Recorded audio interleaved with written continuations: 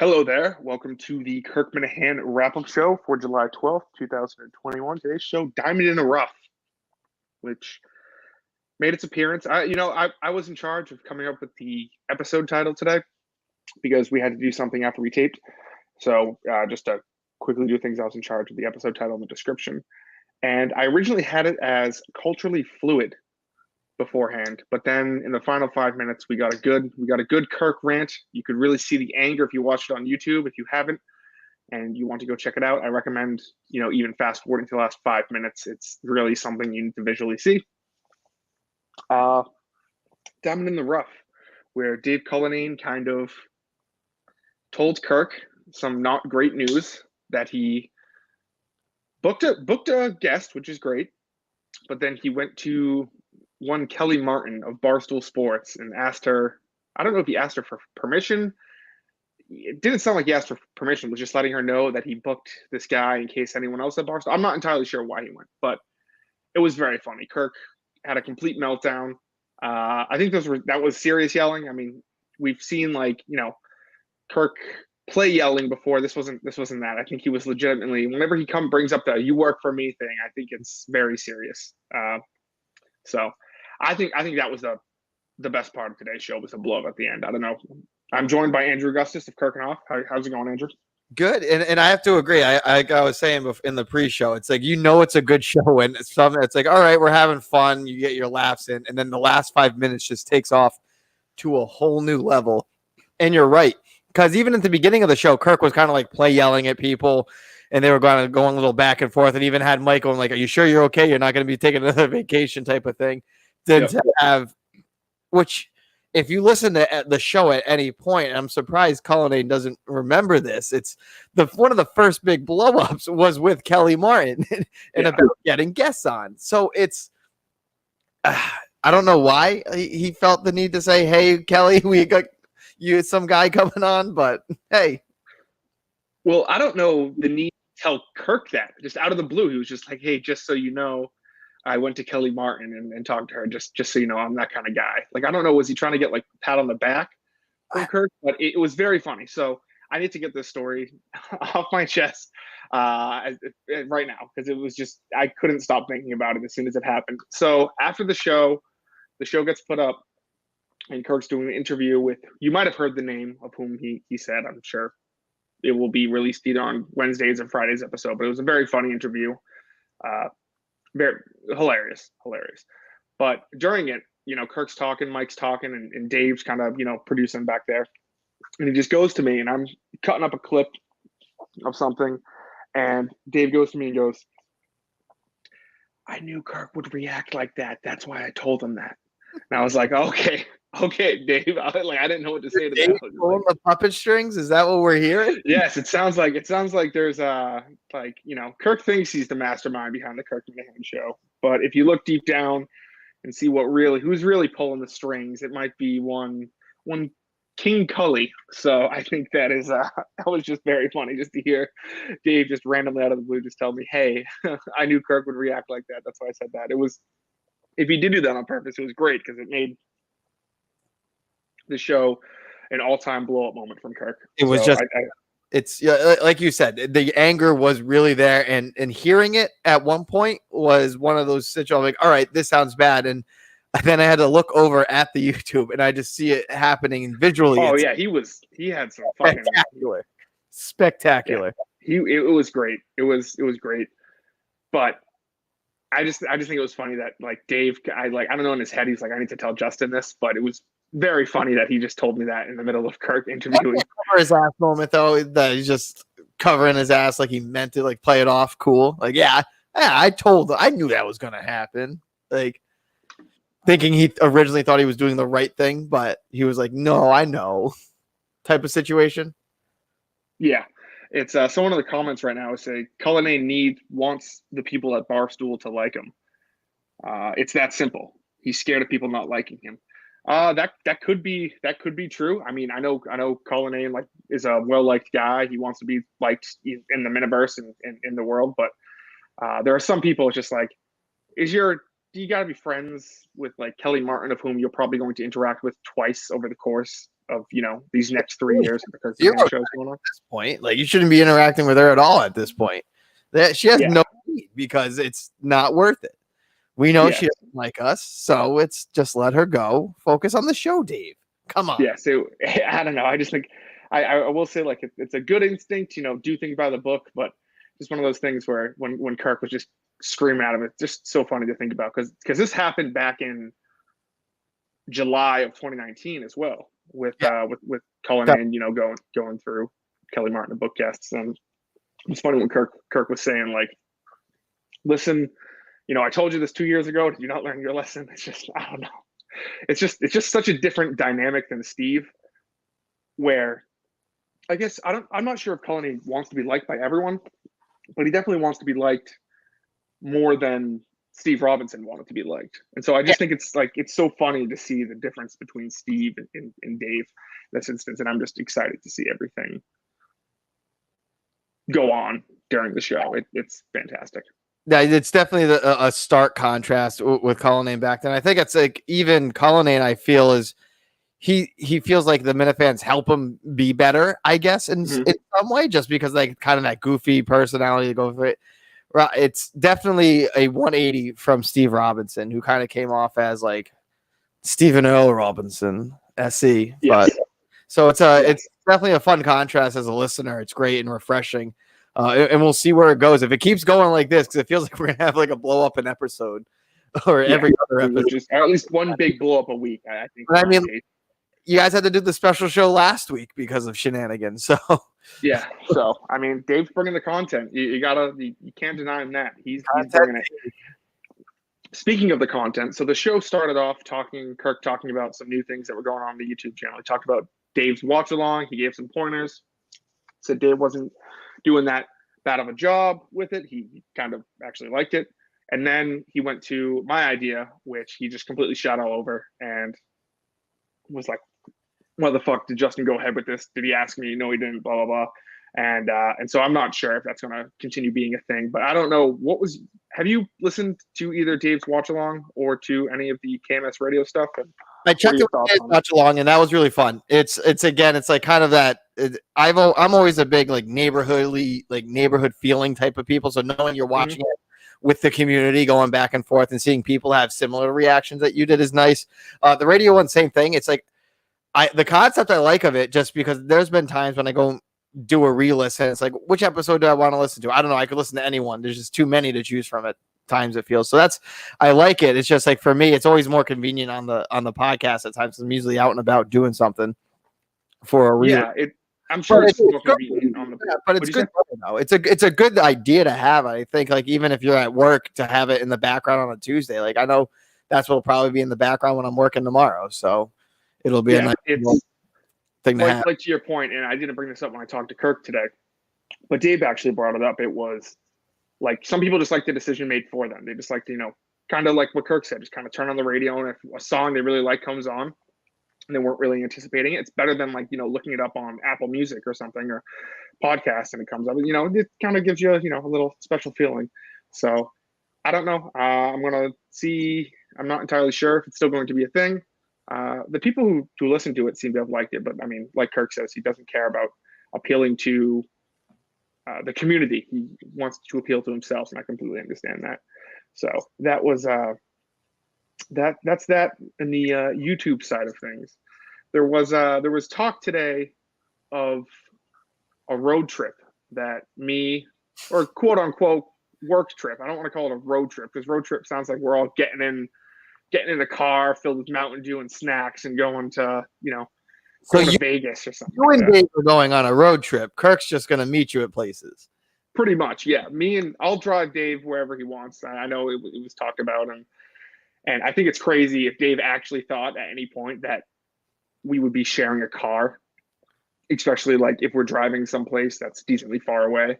I think it would be insane to think that, Kirk would want to be in the car with me and Dave for, I don't know, 6 hours or however long it takes to get to the place we're going. But it was very funny just to think. I'll definitely drive Dave down there. I think that would be funny. Maybe I'll do the same thing I did with Mike when me and Mike drove up to Madawaska in which I'll live stream the entire thing. Yeah, because I think it's reasonable to think like you and Dave would go together, and that's what I think is now like is Dave. That seems something that's too obvious. You got to know is not even on the table. So is he just kind of playing that segment up and kind of acting a little bit on it? Because if you've listened to the show any one bit, it's always the only time Kirk was in a car with Steve was when they were doing stuff on the case where they had to go interview like kind of immediately like that. And this doesn't seem. It didn't come off as like one of those situations. I will say though, I do, to Kirk's point, I do love driving alone in the car by myself, long places. It's great. I mean, it's just turn on some music or a podcast and just put the windows down and just drive, especially in the summer when it's nice out. Just so refreshing. It cleanses the soul, the driving alone by yourself. And I don't think Dave gets the same feeling that we do from our solo road trips we've taken in the past. The most days I've ever had in a car were the 3 days I was driving back from Nevada to Rhode Island after a breakup. It was so peaceful, so nice. I was so happy. Just me and my podcast at the time and going. It was perfect. That's right. Yeah, it's definitely. Yeah, it's definitely something where I have to assume. I'm going to assume that Dave thought this was a joke and like brought it up like, hey, we're all going to get in the car together, get in the van. Because I just don't see. In no world would Kirk ever want to. No. You know, it was nice. Kirk's like, yeah, we'll go out to dinner or whatever, but we're not going to be all in the car. I think Dave made a funny point about streamlining. He's like, well, why don't we just streamline it and we all just take one car? It's like, how difficult would it be if we all just take separate cars? Like, it's really not that big of a deal. But yes, that was a very funny point. It's I don't know what he was thinking on that one. Some other big news, not Kirk Minahan show related, but Kirk related. The Dozen Trivia team has been announced. It is syste and Barstool Pat, aka Gay Pat, of the Coming Out Pod, and it's. I was not thinking of those names. I know syste is hated inside Barstool. I know she has beef with Smitty a lot. I know she has beef with Nate. A lot of people just are not fans of hers. So I think that goes hand in hand. I'm not sure when Kirk said he's like they're billing this as like the most hated team on the Dozen. I'm going to assume yes, just because it's Kirk and Trista and half of Barstool hates one or the other. But I've never heard of. I don't know if you're too familiar with Pat. I'm not. A little bit. He was just on what was it? The Barstool's like across Barstool versus America thing. Yep. So I think I haven't finished watching it, but I'm assuming in that he might have played the strategy game, came off as a little bit of an asshole at points. I see. So that could be. I mean, that's the only thing I could really see because everything else, you guys even brought it up on the show today, was when Kirk was beefing with Barstool Breakfast, Pat was kind of like in the middle playing along. So it's one of those situations that I think you really have to, maybe he did something on this show, but if not, having Trista and Kirk alone. And I'm still shocked it wasn't KFC because I was like, I've heard KFC talk about wanting to get in on the trivia, but he's never had it, doesn't have a team really. Mm-hmm. So unless he got picked up by someone else, I thought that was a smart guess, but it's a benefit of this is now they become one of the more diverse teams, I feel, in every situation. Like Trista's going to be really good in the basketball and sports. Kirk's going to nail golf and like any movie questions that come up. And then you got Gay Pat, who seems to be a very kind of well-rounded in the sports scene, but also pop culture and maybe a little kind of extra. I mean, just the one weakness they're going to have is going to be Marvel just because Steve's gone. Yeah. Well, I mean, hopefully there's not a question about Marvel every single time now, because I don't know if you saw the new rules, but now you have 3 niche categories and the other team gets to pick one of the 3. Because Kirk's never going to get a golf question again. Like it's stupid. I think it's moronic. And the thing is like, so Team Minahan will get a golf question, and in the same round, the other team will get their niche question. So it's not like 2 golf questions or 2 Marvel questions. It's like, let's say your niche category is Philadelphia Phillies baseball, and my niche category is, Honda cars. I would get a question about Honda cars, then you would get Phillies baseball in the same round. So there's not a separate round for each one, which I think is so stupid. So we'll see how it goes. And it's that and the other, and you get to pick your opponent's one too. So it's you don't even, Like if you don't even get that really advantage anymore of it. It's dumb. Yeah, it's it just seems strange. I'm sure Kirk's gonna go on a tear, kind of like a revenge tour, kind of like, hey, you kind of made me into this tournament that you can tell that Kirk didn't really want to do during season 1. He's like, fuck, we're like in the middle of the case. I'm sure Steve, it was like 100th on his list of priorities. It was kind of like a favorite of Jeff and Barstool. And I personally think, I mean, let's keep this on the down low. I personally think that, Kirk might have thrown the towel in that game because he was like, fuck, well, I'm not doing another 3 games. That's an integrity question you're throwing out there, Justin. I think he was trying to play. I think it was distracted, yeah, but I don't think he gave a thrown effort. I think he might have said like, hey, I don't want to do this. Like we have to work on the fucking case today, which is currently the second biggest podcast at Barstool. Like, what am I doing 3 other quizzes today? And then the whole thing against Hank, and it was so I think there's going to be a fucking revenge tour, and I'm excited to see him back in action with that. But I'm curious. I was thinking like, so does Jared not have a team now? Is Jared just kind of out of it? Jared wants to do it though. He just didn't want to do it. It's just he doesn't have fun doing it. That's Jared's. If he doesn't have fun doing it, then get out. It's fine. Smart move. Yeah, it's something that like Kirk said, like, if Jared doesn't want to be here, he won't be here. I will say I did reach out to Jared today, and he's going to get back to me. He's in Colorado right now for the MLB All-Star game. So he's getting back later this week. So hopefully he's able to make it in Friday at 10, but that's up in the air right now. But speaking of Jared, the other thing that I kind of thought stuck out was, Steve Peralt's kind of a little bitch, just randomly bringing up the Minifans and crying. It's like, what's going to happen. You like the interaction. You like the hate. Come on, Steve, just like admit it.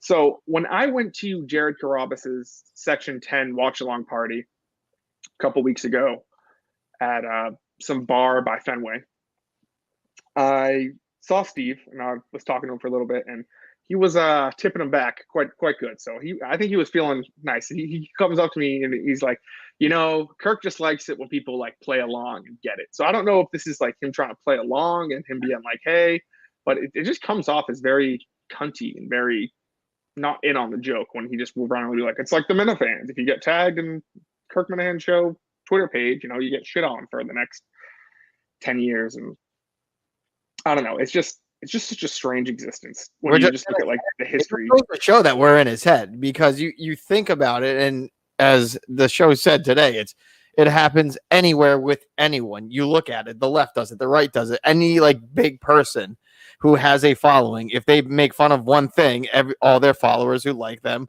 there's a whole handful of them that'll go do it. David Portnoy did it because he has the freaking Vin dog. He's got the meme. He'll meme you to death. Everyone's got their whole thing. So it's goes to show you that out of everything in this world, the biggest concern in Steve Peralt's little head is the Minifans. So bravo, Minifans. It's another space of free realty we have for as long as we can.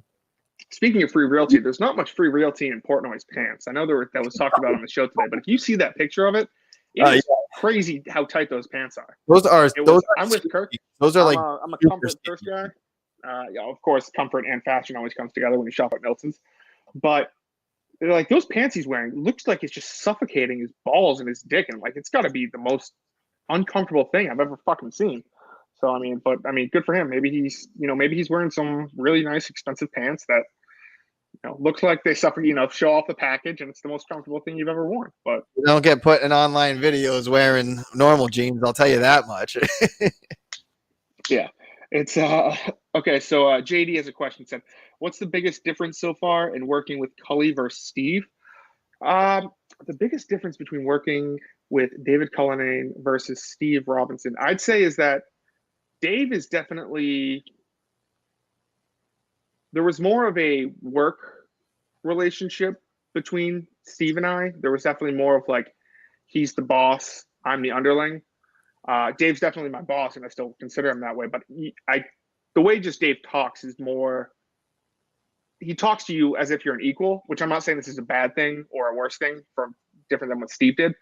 But it's definitely different than, how Steve would go about things. Steve would just kind of be like, hey, can you get this done? Dave's kind of more open to ideas and more like, hey, I have this idea, or I'll bounce ideas off him, and it'll be more of a back and forth. More, I don't want to say friendly isn't the word, but just more, yeah, kind of more. Just talk to him more as like he just talks to me as more of an equal. And I'm not saying that's a bad thing. I mean, I don't mind if you talk to me like I'm fucking dirt if you're above me, but that I would say that was probably the biggest difference between Cullinane and Steve. Andrew, as a listener, what would you say is the biggest difference between Cullinane and Steve so far? I would, just because it's on the recency bias, is like, especially how the way Steve ended. It was just kind of like you could tell he was just getting burnt out more and more with each show. So it's like it's this kind of rejuvenation of life, kind of back in from that producer role with Dave, coming in, like taking the hits as they come, kind of trying to give it back, and usually failing, which just makes it that much better through that. Still, I think it's the biggest disappointment. It's even not even Dave's fault. It's like the calls have just been meh. Like there's been like a couple good standouts last before the break, but besides that, there's just been the calls have kind of sucked. I mean, so we got really have, but that's you can't blame Cullinane for that. So no, with that, but it's been a fun listen, and definitely like I like where to see things are going, because it's every show so far has just been fun. You can tell they're having fun. They're going through it. Mike's been a nice breath of fresh air. So it's wins all around, I think, from a listenership. And then even now with the visual component that's coming more prevalent, it's if you're watching, you get a couple tidbits too, like when Kirk had the taser in his mouth this morning, just out of the blue. It's just Kirk. It just adds to the entertainment. So it's definitely I like these kind of things. And plus the fan interaction is great with Dave. Plays around, comes. So it's that's a big win as a listener. It's like, all right, he gets it. Yeah, like to your point, like to my point earlier about like just kind of being looked at as equals. I do think Dave wants to be liked more, which I completely respect. I want to be liked by the people I work with and everything like that. But you just go back to, I believe it was Friday's episode where I said I did not trust Dave. Like you can kind of see in his face. He's like, what the fuck? Like he wants me to trust him. I like, and I have over these past couple of weeks, I've thought a lot, and I trust Dave more now. But I will say, like, that never would have happened with Steve. Steve would have just been like, okay, like, whatever. Yeah. It's definitely with that. I think that's with his personality comes in, and you can hear it on the show. It's usually comes off as genuine, and hopefully he just keeps that going. Yeah. So another question or another comment is Cullinane is someone who wasn't punched in the mouth growing up. I'm not entirely sure what that means. I wasn't punched in the mouth growing up. Andrew, were you punched in the mouth growing up? Yeah, I was. I have two others. I've been hit. I've been. Yeah, but I don't know. I don't really get what that's saying. Dave wants a barstool job and will use Kirk to get it. I don't think so. I had that sex. I was skeptical of that first, and you could see why. But I truly think the more, like, especially when you listen to Dave, this is all Dave wants. Dave's dream was to work for Kirk, not with Kirk, for Kirk, and he's getting it right now. And he was reminded today of it. So it's I think he's going to be here. He's going to be here as long as Kirk wants him around. And hopefully that day doesn't come anytime soon. But it's one of those things that we'll see how it goes. But it's definitely, if anyone's going to leave, it's going to be Kirk's. It'll be Kirk's decision that Cullinane's no longer here than the other way. And I think to the point of, I think Cullinane is just trying to use all the resources that Barstool has, and I think he considers the things like going to Kelly Martin, like just kind of using a resource that Barstool has, and not kind of treat it as more of an independent podcast like Steve did, but kind of just use those resources and everything. So that's kind of what I think Cully was doing with going to Kelly Martin. But yeah, it's a definitely an opportunity. And I guess from a standpoint, you have to think about, like, if depending upon maybe you have the fights with the on-air people and the kind of the influencers and the on-camera people, but maybe like with the behind the scenes where Kelly is, where like that you can kind of get those resources that maybe you can get something that might have once thought was impossible to get. I don't know what that would be, but I can see the rationale of, like, look, they have all these different resources that are bigger than Dave's reach. why not be able to tap into it? But as long as your content doesn't change, like you can't, because what Kirk's going to do is if he sees someone acting stupid to say something stupid, he's going to call him out on it. And then hopefully there can be people at Barstool who can be like, all right, that's Kirk being Kirk, but here's Dave who might be able to help bring in guest X, Y, or Z that could be coming this way. It's a producer instinct. You can't really knock him for it, but you can't go to Kelly Martin though. That's the problem. Yeah. She's already had her brush with the Minifans, and we don't want to bring it back. Last comment we have here from Nick and Christopher.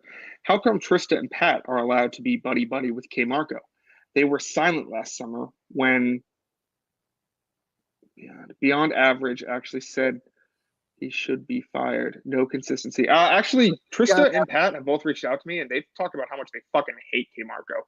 So I have no idea what you're talking about. They actually both we're messaging back and forth today, just shooting the shit. I was kind of giving them some Kirk inside info, and I was like, he doesn't like K Marco. And Trista said some fucking things about K Marco that I don't think I can say on the air. But it's the same for Pat. They were both ripping themselves. I wouldn't call them all buddy-buddy, but I think it's well-meaning. But anything else from today's show, Andrew? It was like I said, it was a fun show. It was a good listen. I just love when Mike goes into when he was telling his story about possibly fishing. Yes, it's just the poor guy. You got to feel for him. Like I wouldn't. That happens because I will record that entire thing. I have to do that. I can see you in the back with the camera, just going, "No, I'm not here. Just go. Just do your thing." And him just not understanding what is going on. He's like, "Who is? Oh, this is this must be Mike's brother or something." And I'm just recording. There's a documentary about the struggles of visually impaired Massachusetts man, and they just wanted to see his day-to-day life and going out on the boat with the family and future in-laws seems like a one. And future in-laws, it seems like it's going to be. It seems like, on a scale of 1 to 10, he said 7. That's it's coming around the corner. So we'll see. I believe Mike said on his show that he's waiting until he gets some more change in his pocket, and then he can, spring for the engagement ring and start planning all that fun jazz. I mean, I will say he's going to be very well dressed at his wedding. That's for sure. Of course. His entire, I'm sure his wedding party is going to be very well dressed. I mean, there's only one place to go. One place, exactly. So I think that about does it for today's show. I'm excited for Wednesday. There was a couple of things that Kirk told Cullinane to pull up for Wednesday, the Wendy Williams sound, some other stuff, and I'm looking forward to it. So yeah, it's a good listen. And it's always now it's fun. I think I listen at least twice a day now because I got the YouTube during the day as I work, and then after I'll listen again in case I miss anything. It's always fun. But who we have coming up this week? Yes. So we're talking about a couple. We right now, if I had to put money on it, I think we're going to try to reach out the Blind Owl because he started the whole fight bitching about soccer fans. Oh, that's the other thing I wanted to talk about.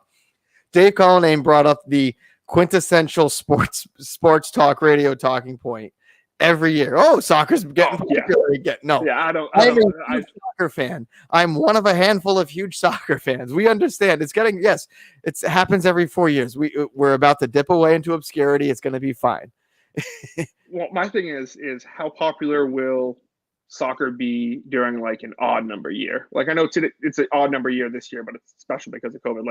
During 2023, are Americans going to care about soccer just randomly being played, in May or something like that? It always seems like it always ramps up around the World Cup and the Olympics, and I don't even think the USA is in the next World Cup.